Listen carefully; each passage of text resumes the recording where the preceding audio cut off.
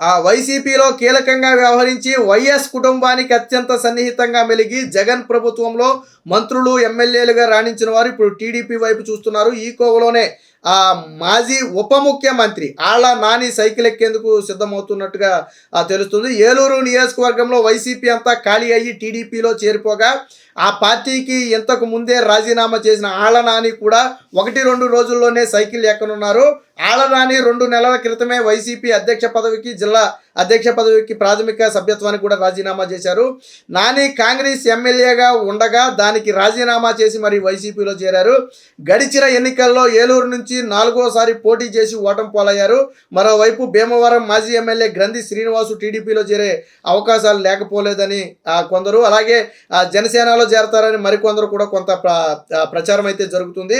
So అలాగే మరొక మాజీ మంత్రి శ్రీరంగనాథరాజు వైసీపీని వీడబోతున్నట్లుగా కూడా సమాచారం వస్తుంది. ఒక రకంగా ఏంటంటే వైసీపీకి అతిపెద్ద ఎదురు దెబ్బగా చెప్పుకోవచ్చు. ఇటుపక్కేమో మాజీ మంత్రిగా ఉన్నటువంటి శ్రీరంగనాథరాజు, అటుపక్కేమో భీమవరం మాజీ ఎమ్మెల్యేగా ఉన్నటువంటి గ్రంథి శ్రీనివాసు.